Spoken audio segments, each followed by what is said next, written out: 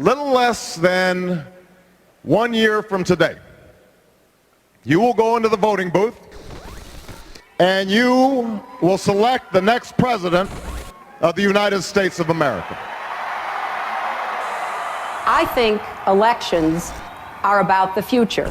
But how do you determine what will happen in the future? Well, you have to look to the record. You have to look to what we say in campaigns. Egotism, and what we have done during our narcissism.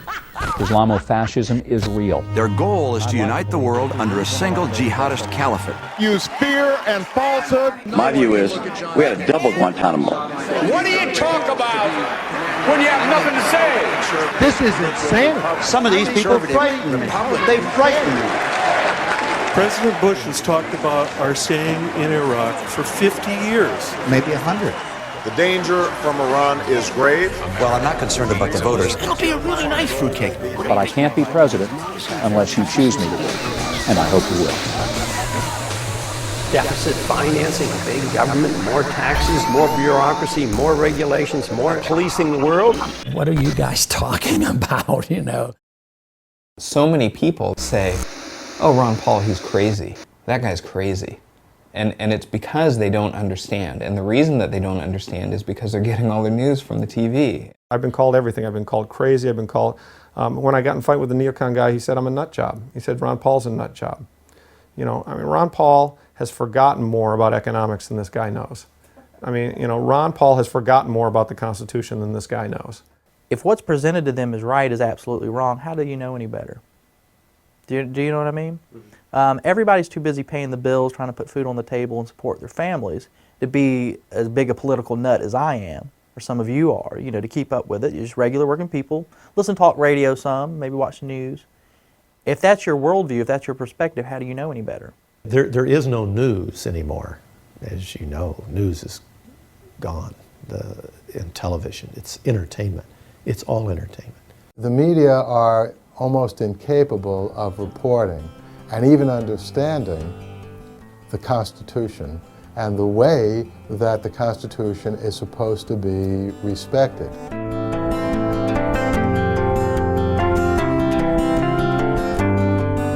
If he can get in the debates, and if he can make a statement, and if he can really clearly enunciate his views, I think it's a story that deserves to be heard, and I think it's a story that deserves to be told.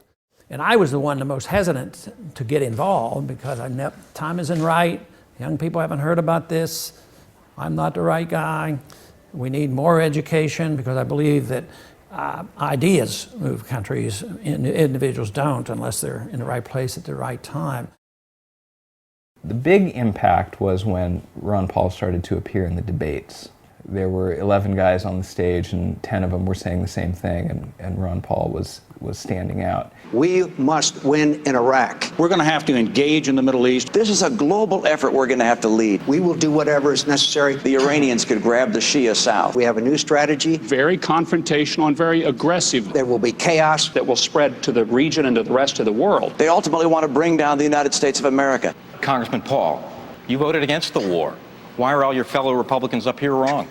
Ron Paul is not the snappiest speaker. He's not the soundbite guy. He can't just say something real quick. I believe that when we overdo our military aggressiveness, what it does, it actually weakens our national defense. I mean, we stood up to the Soviets. They had 40,000 nuclear weapons. Now we're fretting day in and day night about third world countries that have no army, navy, or air force, and we're getting ready to go to war. The things that he's talking about don't have soundbite answers. You have to explore things a little deeper to understand what he's talking about. So he's trying to give you some backstory when he's giving you his answer. His style had rough edges, wasn't as polished. I knew a lot about that because I helped prepare a candidate, Herbert Walker Bush, for the debates. I was a shill, and so we would debate ad nauseum. So every line, every question was anticipated, and I could tell that what Ron Paul was saying was not for purposes of winning an election. They were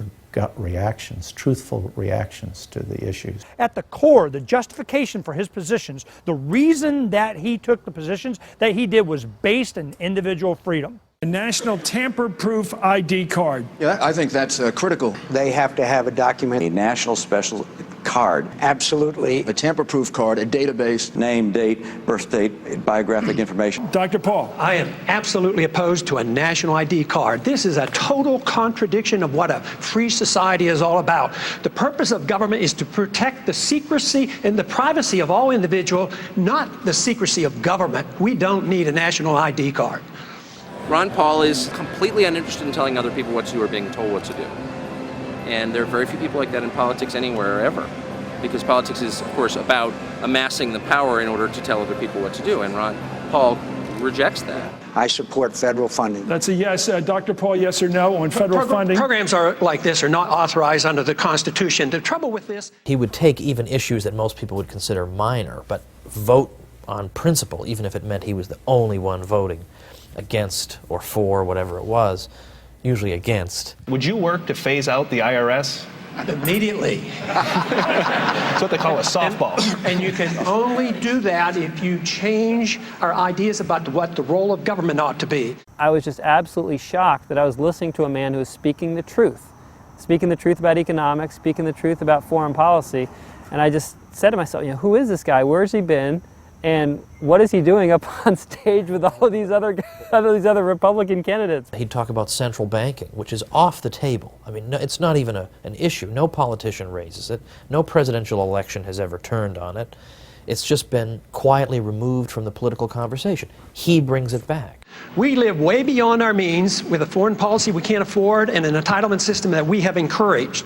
We print money for it, the value of the money goes down, and poor people pay higher prices. That is a tax. And I began to realize that this man is no joke. He is America's last true statesman, and he has actually been saying the same thing for the past 30 years about what our federal government needs to do to serve the people. That is, namely, follow the Constitution. Suddenly, a lot of people who love the country and haven't voted precisely because they feel like it would be an insult to the great history of this country to vote for one or the other criminal, are so excited at the prospect that, wait a minute, maybe the country can be saved after all. I think there is a market for, an appetite for his ideas. And his ideas are, pretty straightforward. If you sort of allow people to do what they want, they're going to make a ton of mistakes. They'll do more things right than wrong.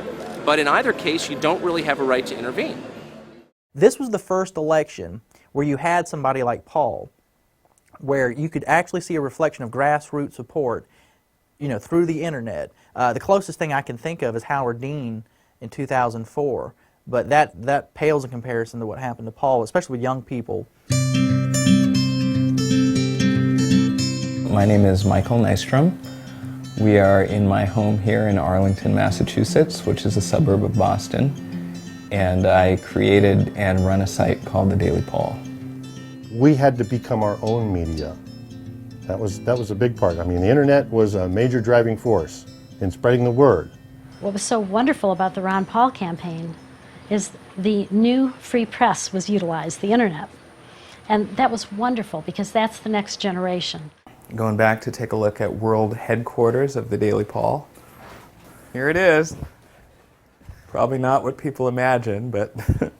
It's funny, you'll hear Limbaugh and all these guys talk about, well, some blogger wrote. Well, some blogger, who are you? I know you make $400 million a year, but what are your political credentials that your opinion is more important than some blogger? This is just right off the kitchen. I like to say that I work from the kitchen table. This is the power of the internet, that a guy in his kitchen can have this kind of an impact.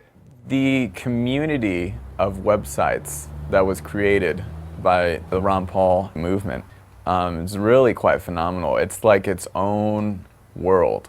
The RonPaulForums and the Daily Paul became to be the two prominent user communities for the Ron Paul movement. I look at it as somewhat of a crucible, or it's a place where ideas get thrown in and there's lots of fire and sparks, and then something comes of it. Me and Brian, we met at a meetup group, and we talked about ways that we could harness the internet. Meetup is a website where people with like interests can form social organizations, groups, and use the internet as a basic tool for the structure of their organization, where they're going to go, when they're going to meet, and it's basically their communication hub. We were, explosive growth for a long time. The number of people in meetup groups, I know McCain, he's got like 5 people. Blew away every other candidate by a mile.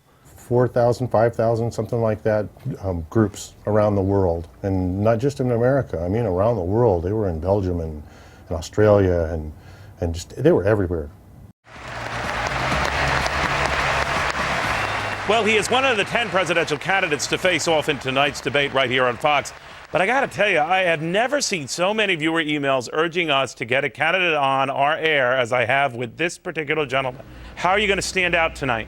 Well, I guess just telling the truth like I did last time, and we did very well. In the debate, when you get 1 minute and 30 seconds, maybe for a rebuttal, and it might take you a sentence or two to really collect your thoughts, it's a bit challenging. So sometimes after I looked at it, I said, well, I did better than I thought I was going to be able to do. It is the constitutional position. It is the advice of the founders to follow a non-interventionist foreign policy. Stay out of entangling alliances. Be friends with countries. Negotiate and talk with them and trade with them.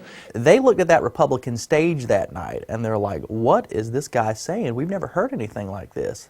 And what's better, it makes a lot of sense. So there's a lot of merit to the advice of the founders and following the Constitution.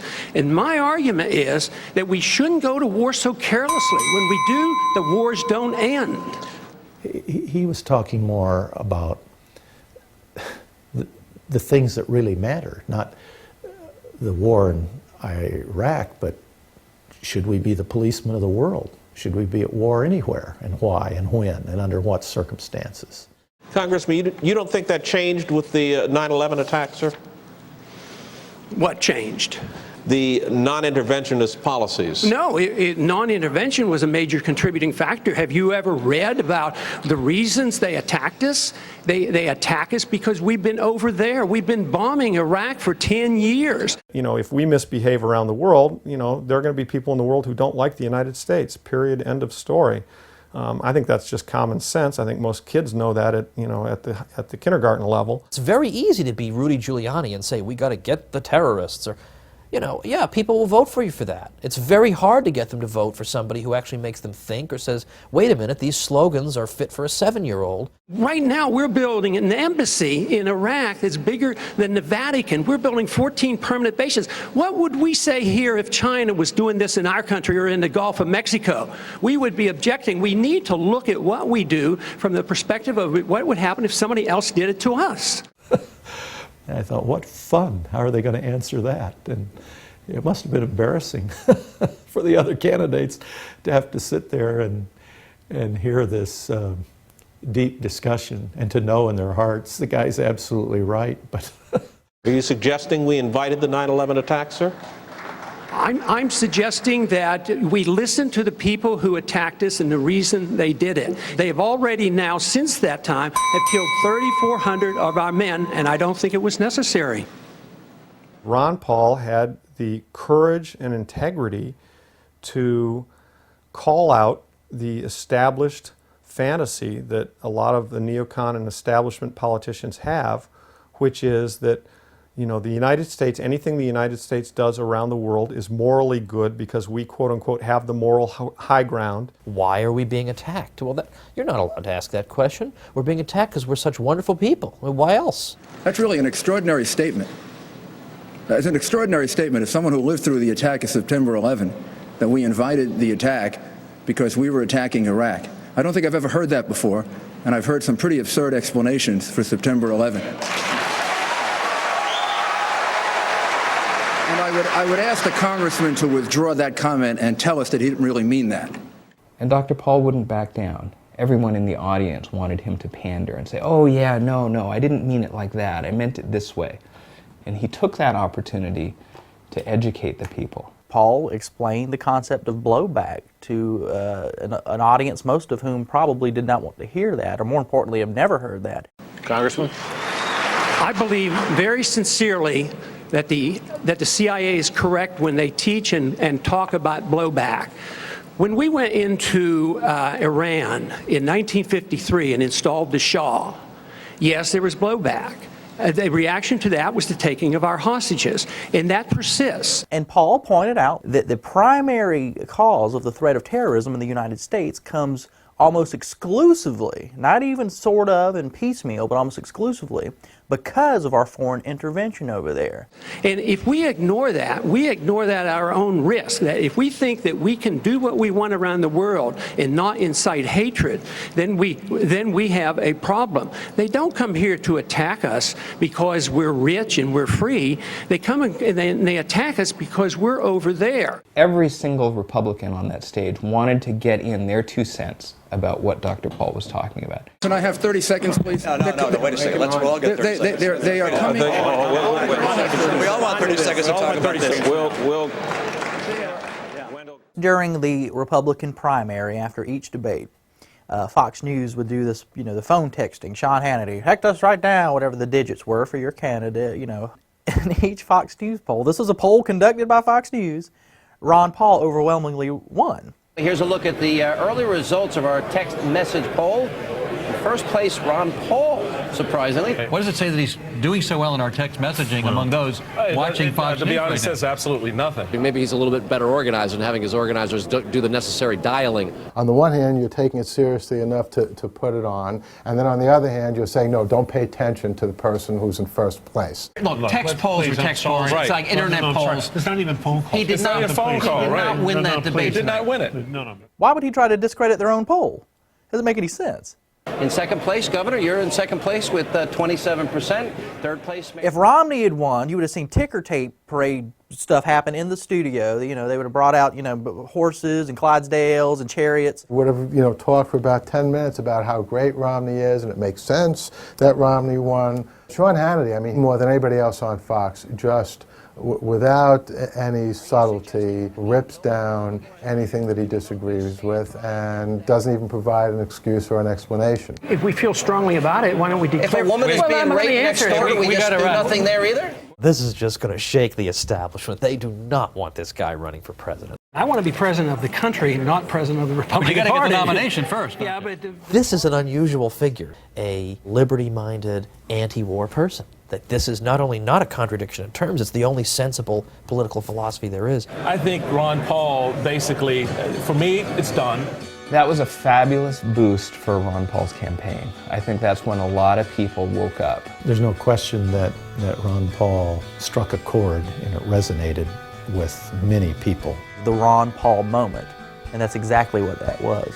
And it was after that moment, after May, that traffic all over online really started to explode. When Giuliani gave us a boost, then I realized that there's a lot of support out there. Paul is truth! Paul is truth! Paul is truth!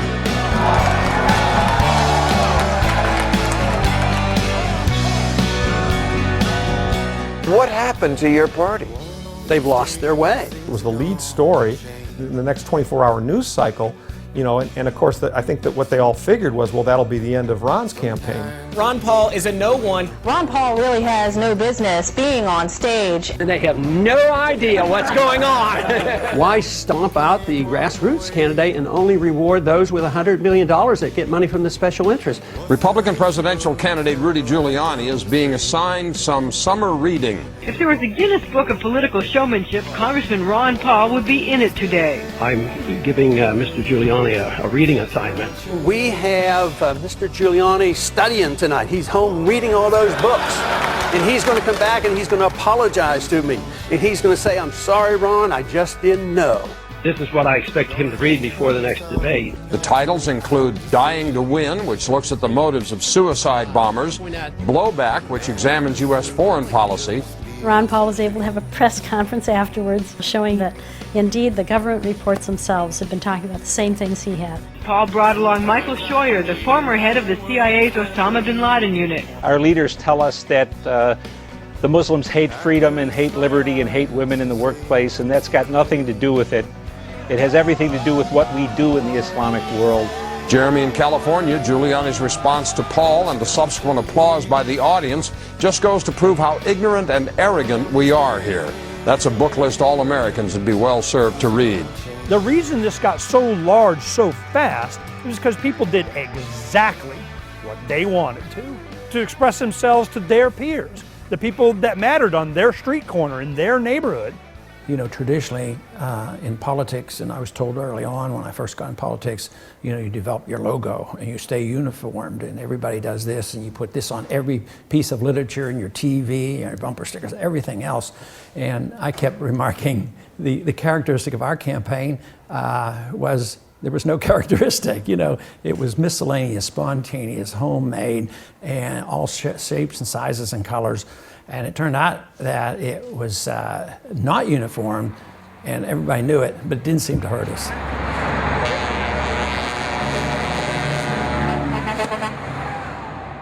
The sign bombing culture that developed as a means of spreading awareness, and was something that I did, you know, climbing up on overpasses, you know, putting up signs with zip ties. These are all things that the grassroots thought of because their man wasn't getting the attention. So they basically had creative tantrums. We started the Ron Paul Revolution sign production. Okay, here we go. We would do this every Friday. We have at least 1 to 3 stations across, just in Arizona, the Valley of the Sun here. We would have people on a Friday making 200-300 signs. See, that's another batch of another 42 more signs for tonight. Young people are, it's just, they're natural born activists. It's in their blood. They're, you know, they're rebellious. They rebel against their parents and their teachers, and so it's in them, you know, not to be fearful and to stand up. Don't just play by the rules. Think of ways to do unique things that break through. It's not just what kind of places, it's like, can you attach it? If you can attach it, it went up. Just walk down the street inconspicuously with the signs, you know, then you get somewhere, put up a sign, just keep on walking. And all these young people that had never even, they go, you got a permit to put that sign up? Never even crossed their mind. Didn't even blaze over their cortex, brush it at all, that they were going to seek some kind of permission from the man to challenge the man. Yeah, don't you like that little Spartan thing going on? Yeah, looks just like him, man. Looks just like him. Campaigns are very leery about sort of these volunteers. That is, they want people to come in and volunteer for the campaign. And they want you to do exactly what you're told. Come in and stuff envelopes or do this. What they don't want is anybody who will have any kind of loose connection with the campaign, but also some initiative who's sort of freelancing, you know, because those people can end up violating the law because they're not consulting the lawyers, and that gets the campaign in trouble. And so we've seen this sort of death of this type of spontaneous campaigning, and we've seen the centralization of campaigns. Campaigns become more and more centralized, especially presidential campaigns. Many people got very passionate and gave their time or their money or just rose in a way above those regulations you were talking about and said, we're not going to do things the normal way. And I think that's why the Ron Paul campaign was successful, and why people have tried to imitate it haven't done very well, because they've tried to plan it, and you can't plan it. You have to inspire people and let them do what they do best. I wrote about one of the first times people tried to mess with the Ron Paul movement. It was in Iowa, when there was a candidates forum being put on by the Iowans for Tax Reform. They didn't want to let Ron Paul participate. Ron Paul's been long said to be the taxpayer's best friend. I don't think he's ever voted to increase taxes once, because he doesn't think there should be any, no income tax in particular. You know, it would be like not inviting Batman to your convention against the Riddler. You know, how could you not invite Ron Paul to this? So the Ron Paul people decided they were going to have their own event in the next room.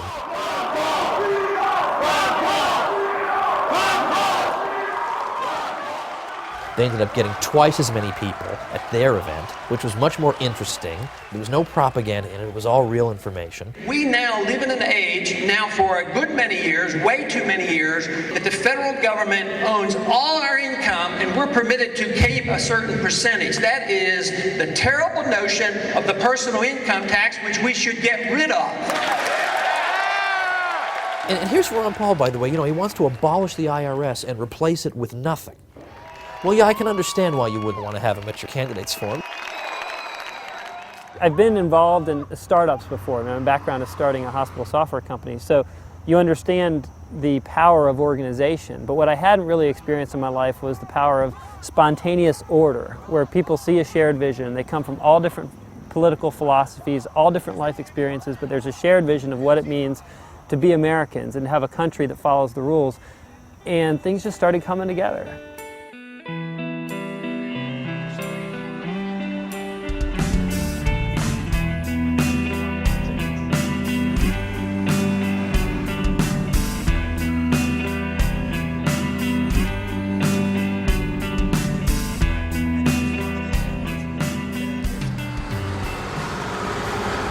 As you can see, Mitt Romney's got buses coming in from the four corners of Iowa. They gave all their voters yellow shirts. We were parked right at the entrance. We watched every one of Mitt Romney's buses pull up, and they'd have their little delegation out there to round these people up. They didn't let them talk to anybody. I mean, you couldn't even talk to them. Restore our Constitution, Ron Paul. Just herd them in there, and I guess they got them to vote, and then they would do whatever they wanted. Looks like it's a carnival. Get the kids in so you get the parents in. One big carnival ride. We haven't had the richest campaign, but we have had the hardest working, most enthusiastic, dedicated group of people who know and understand it's worth the effort.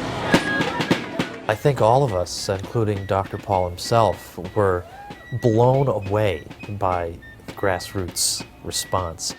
I don't want to use the word out of control. It was unbelievable from then on. The kids would hear about the campaign on the internet and look at the videos and get their parents involved.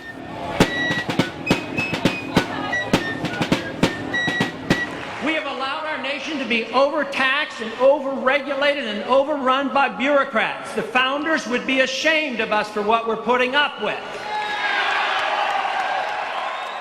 This is of a piece of a sort of 230-year-old American tradition of, you know, rugged individualism and independence and reverence for liberty, and those things are not as alive as they once were in American society, obviously, but they still exist, and I think Ron Paul speaks for a lot of people who still uphold those ideas. The Constitution was written very precisely to restrain the power and force of government and to protect the liberties of each and every one of us. I do think you should value people who speak from the heart and who tell the truth. And you should also value people who honor the vision of your founders and respect the most sublime constitution devised by human intelligence. You're basically saying that we should take our marching orders from Al-Qaeda. If they want us off the Arabian Peninsula, we should leave? No! I'm saying we should take our marching orders from our Constitution. That's where I take my marching orders, not from any enemy. Over this way. They were downright rude to him during the debates. Some of these anchor guys would marginalize him and disrespect him there in front of national television audiences, and it was shameful. Congressman Paul, yet another question about electability. Do you have any, sir? Fox News' intent and purpose was to discredit Ron Paul because he represented what the Republican Party used to be, but better yet, what conservatism used to be. So you're suggesting that I'm not electable and the Republicans don't want me because I'm a strict fiscal conservative, because I believe in civil liberties? Why should we not be defending civil liberties? And why should we not be talking about foreign policy that used to be the part of the Republican Party? Let me see if I get this right. We need to borrow $10 billion from China, and then we give it to Musharraf, who's a military dictator who overthrew an elected government, and then we go to war, we lose all these lives promoting democracy in Iraq. I mean, what's going on here?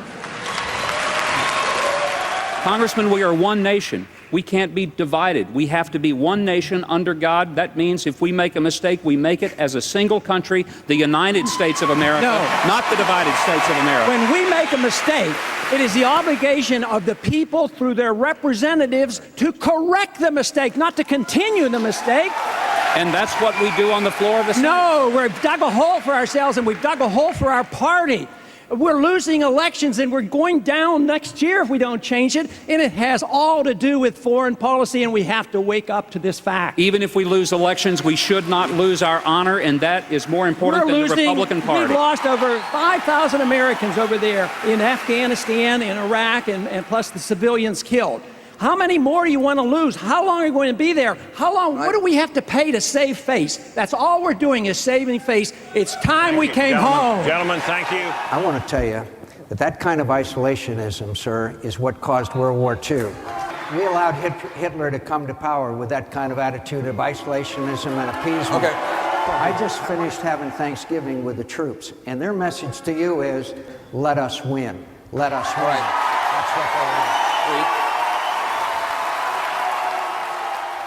The presidential candidate that received more campaign contributions from active duty troops than all others put together, of course, is Ron Paul. And it really says a lot that the politically aware people in the military, those that are paying attention and engaged in the political process, are supporting someone who advocates an immediate withdrawal. So what John is saying is just totally distorted. He doesn't even understand the difference between non-intervention and isolationism. Ron Paul's non-interventionist view was, no, we shouldn't bomb these people, we shouldn't put sanctions on them, we should instead have free trade, cultural exchange, we should understand each other better.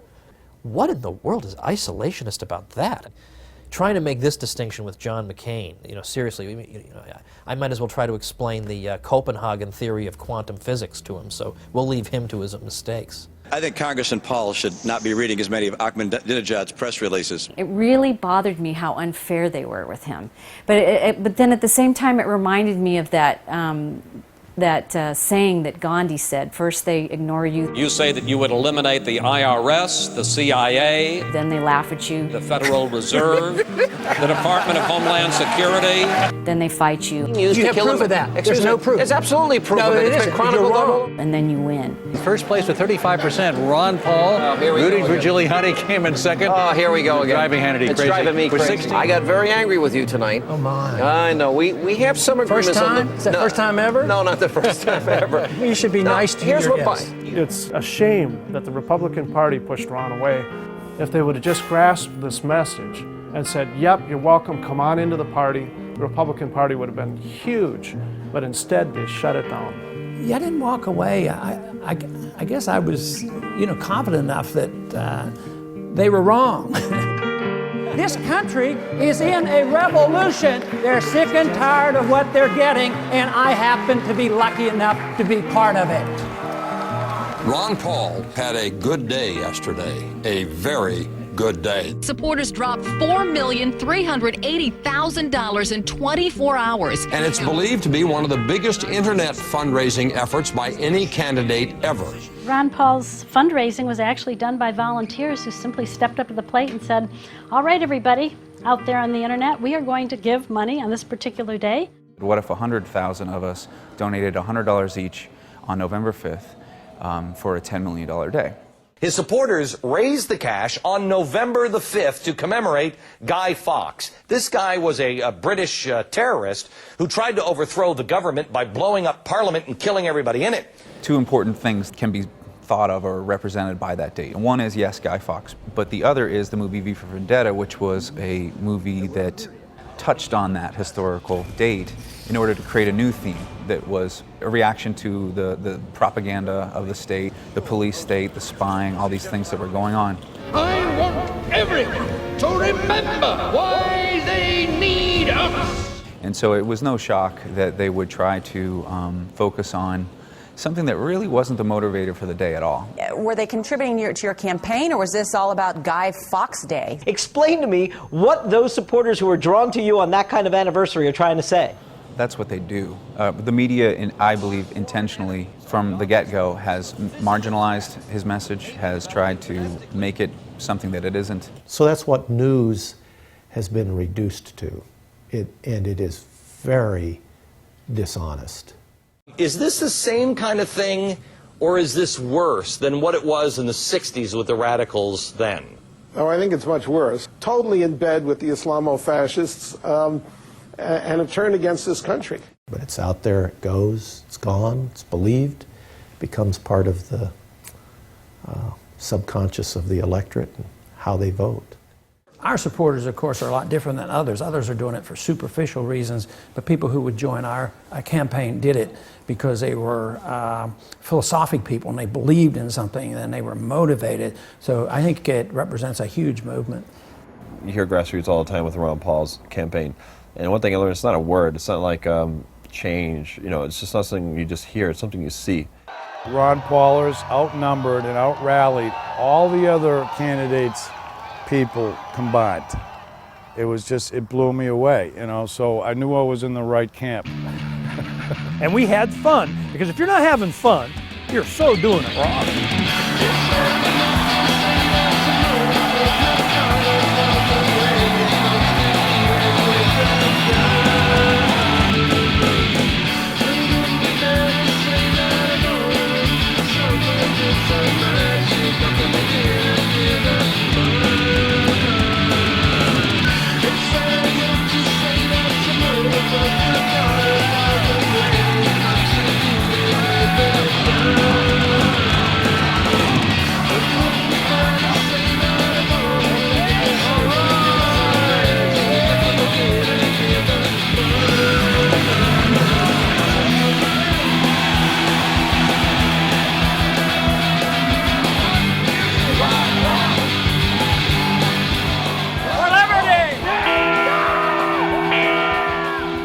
Ron Paul, you know, he kind of strikes just the grandfatherly neighbor next door, and he's not the guy you think is going to lead a charismatic movement, you know. Everything about the whole campaign was so innovative and different from what you're accustomed to seeing, and I think everybody's bewildered in the whole political arena right now, going, how did this happen?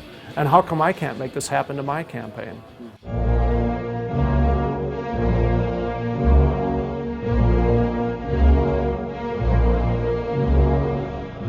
Supporters of Ron Paul may dominate on the internet, but now they have their sights set on U.S. airspace. I think the blimp has got to stand out in everybody's mind. I mean, that was just such an outrageous thing to do. You know, you can ignore people on the ground holding signs. You can ignore people on the internet who debate passionately in forums. It's really hard to ignore a blimp. The Skyship 600 is quite special. It's the largest blimp in the world. It's about 200 feet long, about 70 feet high, 65 feet wide, and I think it's probably the only time that an airship was used to promote a presidential candidate, in fact, or any politician for that matter. Which I thought was a great PR stunt. I thought that was a great way to advertise Paul and unique, and everybody was talking about it, Ron Paul supporters or not. It took off December 12th, and it flew till pretty much the end of January. We were very impressed at how quickly a seemingly random group of people could pull together this rather unusual, unique project. Just great stuff. I mean, the imagination those people that like Ron Paul are showing it does a heart good. Somebody who's become jaded by the same old, same old. We had a certain leisure to do something fun with the blimp, whereas, you know, traditional campaigning, you know, we send out brochures, we send out flyers, we have a bus. You know, traditional campaigns don't put blimps into the air. I mean, you didn't see Obama or McCain having a blimp. That was unique to Ron Paul. What really works is when people are passionate about their work, when they're passionate about the campaign, and they step up to the plate and do what they think is right without having to take instruction from the higher-ups. In my experience, I just saw too many people worrying about getting somebody else to do something and not enough people doing something themselves. And the next thing I knew, I was pedaling a bicycle across the country. I pedaled 3,700 miles from the Santa Monica Pier in California in Los Angeles to the Jefferson Memorial in Washington, D.C. My whole life for 6, 7, 8 months was Ron Paul radio, get Ron Paul elected. That's the only reason why I was alive. The newspaper ad in Iowa before the straw poll. I mean, that was probably the first big project that the Grassroots put together where everybody just contributed from all over. My husband went to work one morning and he come back and I'd already started painting on it and he said, "Oh my God, oh, babe." Then he helped me. A group of political activists is spreading its own message, one step at a time. They are walking from Green Bay to Minneapolis. And Jerry, their message is relatively simple. We feel that the federal government is overstepping its bounds and treating the Constitution like a suggestion book and not like a legal contract. And so I called up USA Today. I said, what does it cost to run a full-page ad? And they said, it's about $70,000 to run a full-page black and white ad. And I said, okay, I can do that. We'll do that. We probably had 2,000 editors of this ad. For the High Tide promo, somebody introduced the idea about making a video that would promote Ron Paul's message, kind of like a campaign video, but a little bit different style, something that's never been seen before, like a movie preview. People that saw the video that didn't know who Ron Paul was said, this is an amazing message. Who's the guy in the video? And that's one thing we're trying to show also, is that it has a timeless feel to it, that the message of freedom is an everlasting message. It can never get old, and it can never die. One of the really appealing things about Ron Paul is that he understands the importance of history. He understands the importance of seeing where you're coming from and of not having the presumption in one generation to toss away the accumulated wisdom of ages. Today, as we gather here in Faneuil Hall, we are going to set a record for fundraising. We are sending a message to the world that we won't be ignored. The establishment in their high-rise penthouse views laughs at you. They laugh at us, the Ron Paul rabble. But you know what? They're not laughing today. Revolution's in the air. The resistance is on. Take action right now, ladies and gentlemen. Call everybody you know. We are blessed to have had Ron Paul stand for us all these long years. Now we are here today to stand for him.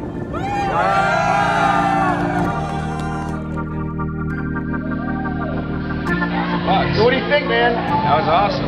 Success? Success? Absolutely. 5.5 million so far. Man. You set the record. In the history of American politics, nobody has ever raised more money on a single day than you. Gosh. And yet, this is happening without your campaign people coordinating. This is completely about grassroots, and it's completely about you just saying what you believe in. There was a lot of interest building up to the first primaries in Iowa and New Hampshire, and there was so much interest online that nobody really knew how he was going to perform in the primaries. We're about to go where no man has gone before. We don't do it because it's easy. We do it because it's hard. One small step for man, one giant leap for Ron Paul.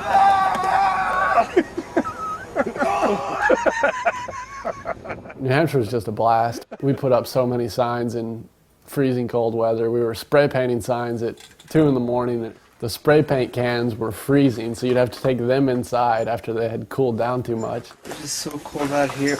My hands are too numb to even know they're cold. You know, we'd have the stuff inside, bring it outside, spray it real quick, go around. We had a circle. And we just kept, hundreds of signs that we did. The primary hasn't happened yet. Nothing has been decided. The final push is underway to win the people of New Hampshire over. Some reporters would ask me in the run-up to the presidential primary, whose hide were Ron Paul votes coming out of, and my usual answer was, no, Ron Paul's people are Ron Paul people. I guess I did some sales on a highway once when it was shut down, but I've never done anything like this in a snowstorm. Ron Paul, he's trying to save the country, believes in this, what's it called, Constitution? That's what they call it, yeah. A lot of politicians aren't sure what that is, but... Most successful, all successful campaigns in New Hampshire, especially in the presidential primary, have grassroots support. There are campaigns that try and do what I'd call Potemkin Village campaigns. It looks like there's grassroots support, but you look underneath it and it's all AstroTurf. There are no roots. Those ones get exposed and fail every time. Please welcome Ron Paul.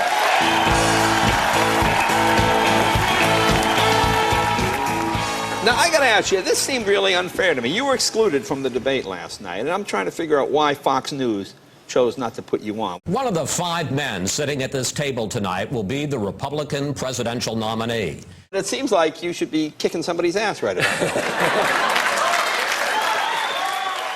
In 1964, my father was not even showing in the polls, but he went on to win the Republican primary. It's too early for you to decide on who's going to be the nominee, and you should allow all the voice to be heard, especially early in these races. We don't let the media or anyone else pick who's a real legitimate candidate and a serious top-tier candidate and who is not. The voters make those decisions. And so we withdrew our sponsorship.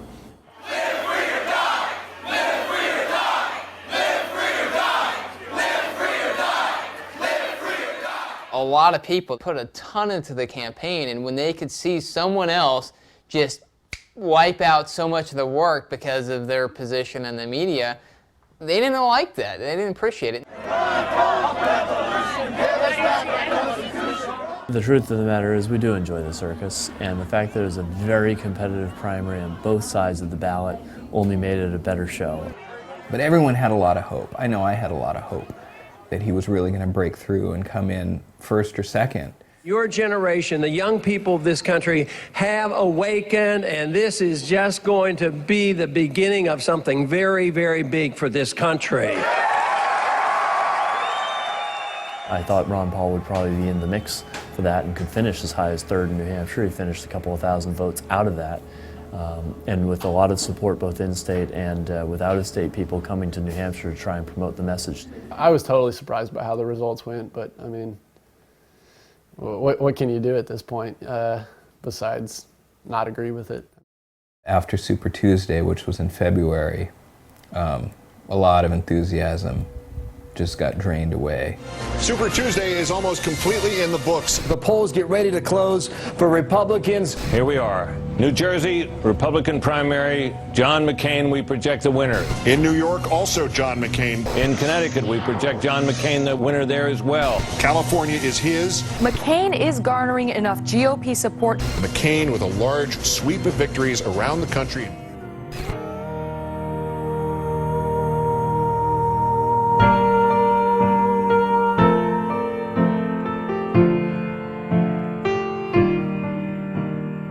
You feel it in your heart. You know the guy is right. You want him to win. And the numbers don't show. You see the support. What do you do? I mean, of course you're going to get discouraged. Though victory in the conventional political sense is not available in the presidential race, we must remember elections are short-term efforts. Revolutions are long-term projects. I was disappointed when that letter went up on the website.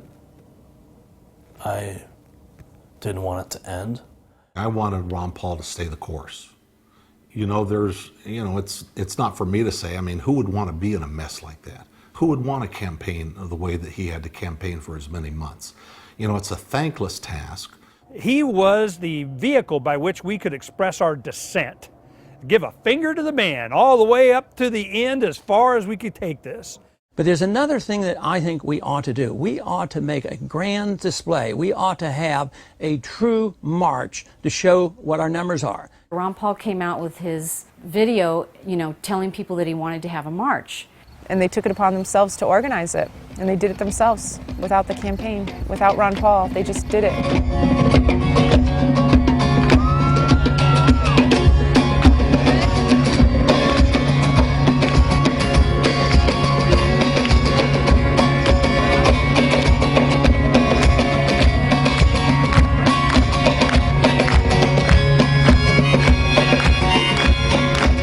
My theory has always been that if you ever can bring about revolutionary changes, two things would be required. The young people would have to be involved, you'd have to have music. The freedom sound, it rings past politics and all its empty words. That was like the thrill of a lifetime to be playing in front of the Capitol building with all those protesters. It felt like something out of the 60s or something that I'd only seen, previously. The revolution is worldwide! It's always been worldwide! Would you listen to a poet or a prophet? Journal all this world's injustice or try and stop it. Can you feel the coming change? No hell is here today. Hope is on its way. 95, 100 degrees. It was unbelievably muggy and hot and miserable. But these people showed up, and the DC police told us that at the height of the march, there had to be 15,000 people there. As Iraq Veterans Against the War, we are resisting an occupation we once risked our lives for. We swore to support and defend the Constitution of the United States of America, but we found out the hard way that the greatest enemies of the Constitution are not to be found in the sands of some far-off land, but rather right here at home.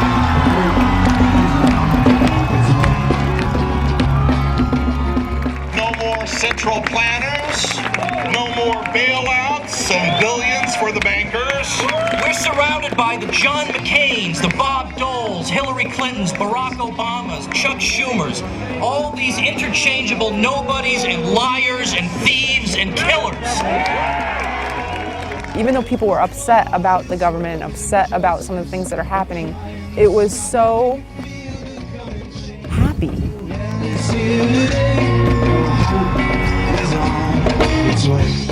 After the Revolution March, people started talking about the Rally for the Republic, and it was like the next big thing, and everybody was really excited about it. And I started getting all these emails like, hey, I'll see you in Minnesota, really looking forward to hearing you again.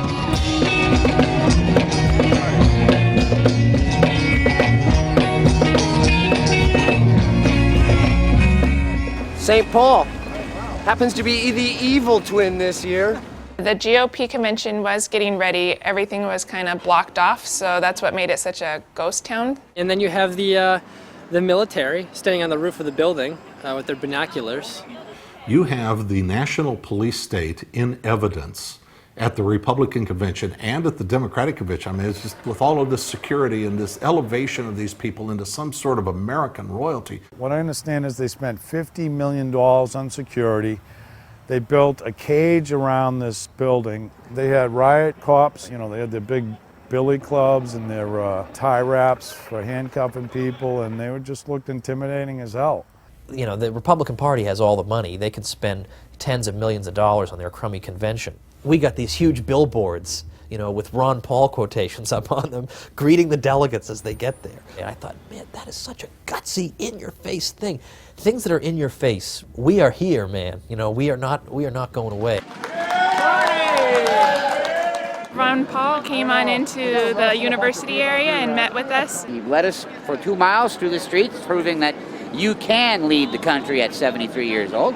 It was just a joy to be able to walk with him, walk behind him, around him. He led us over to the Fed building, and we were just chanting and cheering the whole time. We have just finished off leading a protest march to the Minneapolis Federal Reserve Bank, where Ron Paul gave a wonderful speech in front of this wonderful palace dedicated to fake money.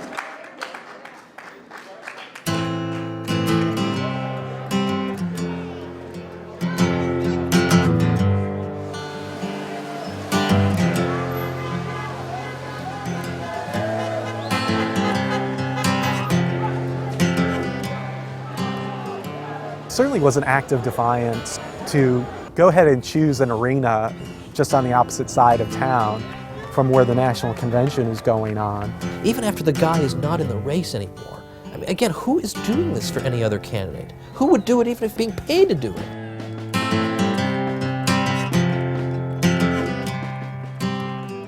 And this is real. This is where it's at. This is where this is where we take our country back. We just arrived for the big event, for the Rally for the Republic. We're ready to go. Everybody's pumped, everybody's excited.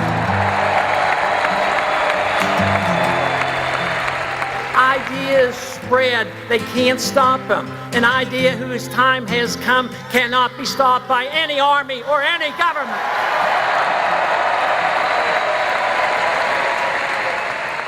It was the culmination of everything that his whole campaign stood for.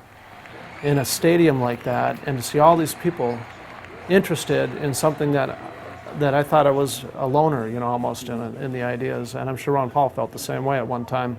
In the past 18 months, it was discovered that the ideas of liberty and the revolution was alive and well, and we're celebrating it here tonight. History constantly recycles and reinvents itself. Ron Paul touched a nerve, a deep nerve. Some people didn't even know that it was there till he touched it. So once again, I want to thank you from the bottom of my heart for the trust that you have placed in me, but more so the trust that you have placed in the concept of our God-given rights to our life and our liberty. Thank you very much. I almost feel as if he's saying, you know what, if people want what I'm offering, they'll make it happen. And I think that's why the grassroots just simply hasn't given up on him. We want an America full of principled people. Not people who say one thing and do something else. Say anything to get elected, but who say what they mean what they say, and they live their lives by those principles. And that's why he can animate the grassroots.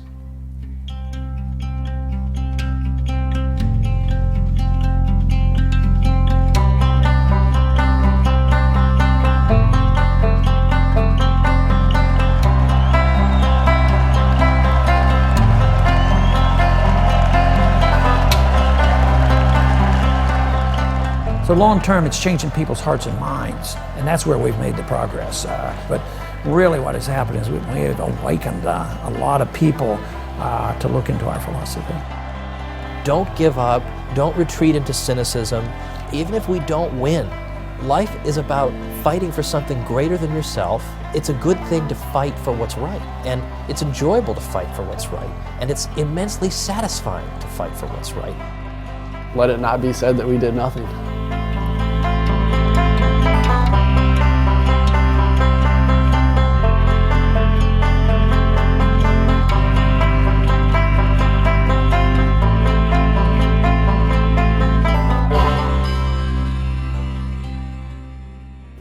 no doubt that what was sparked by Ron Paul is not finished.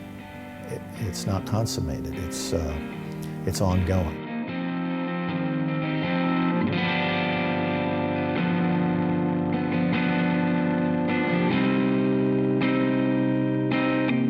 What we saw in 2007 and 2008 was the beginning of something that not only is still with us, and it endures. Why? Because it is about policy. It is about ideas. It's time. I want my freedom back. Who else wants the freedom back?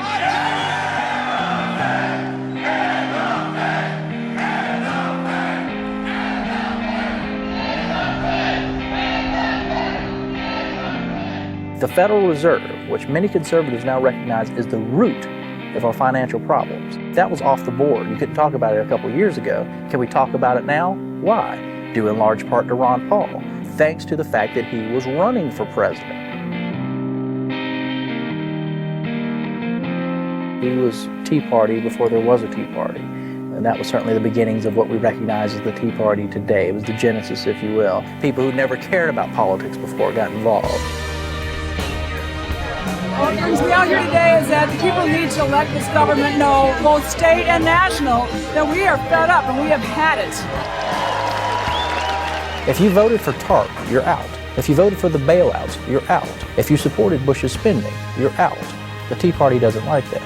And that's why a guy like Ron Paul becomes more popular, because his conscience and his record are clean. But we have gone a long way from the dictates of the Constitution. That is not part of the American tradition. Fox News is broadcasting it right now. Ron Paul won the straw poll against Mitt Romney, 31% to 22%. When freedom dies in your heart, no speech, no emotion, not even a reaction to a tyrant can bring it back. But when freedom lives in your heart, no speech and no tyrant can take it away. God love you.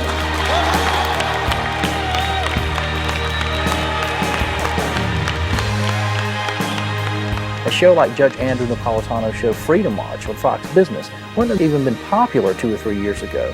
The views that he expresses, accepted by mainstream conservative audiences, in a primetime slot on a major network like that, that's a revolution in and of itself.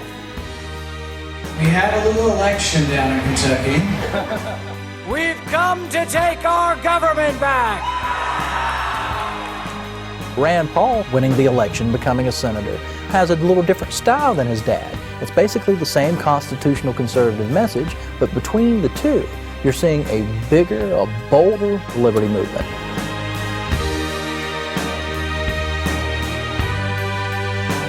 To see how much influence Ron Paul is having on Capitol Hill now versus the past decade, where he gets to question members of the Federal Reserve in front of everybody, gets to drag Austrian economists up there on Capitol Hill and question them. That's a revolution in and of itself. People are hearing things that are not Keynesian economics. They're hearing things that are the exact opposite of what they've always been told. Why does that happen? Why does Ron Paul have that chair? Because you cannot deny his influence, and even his harshest critics on the Republican side now have to admit it, accept it, and deal with it. Put your hands together as I introduce the champion of the Constitution, Congressman Ron Paul.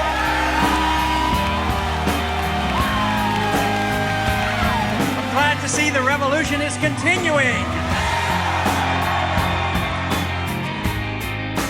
The winner of the straw poll, Congressman Ron Paul.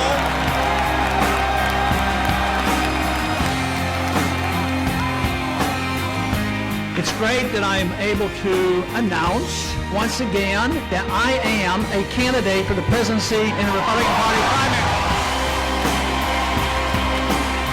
If we're really going to turn this country around, we have to have a revolution in our minds and our politics as much as anything else. More Americans than ever are not only beginning to see that, but are waking up to it and are excited about it. Things are trending our way. This is our moment. This is Ron Paul's moment. And we're going to revolutionize this country.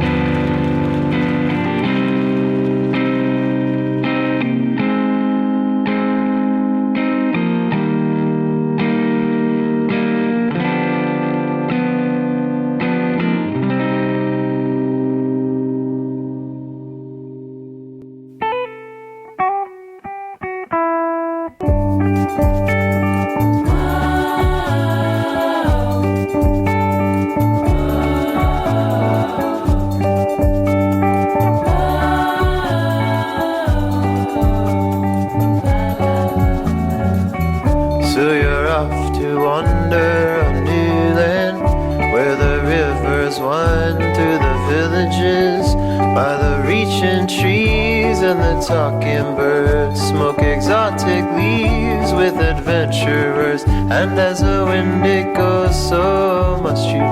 If you've got to run, whoa, safe travels.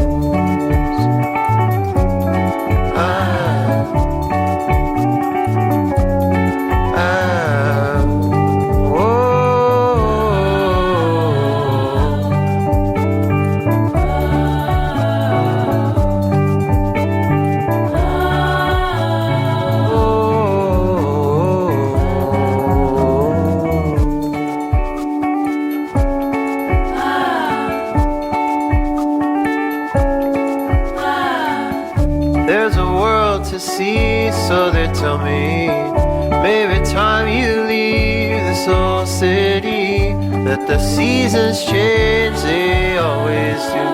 I'll be waiting here to talk with you, and as the river runs, so much true. If you've got to run, whoa, safe travels. Oh, safe travels. Oh, safe travels.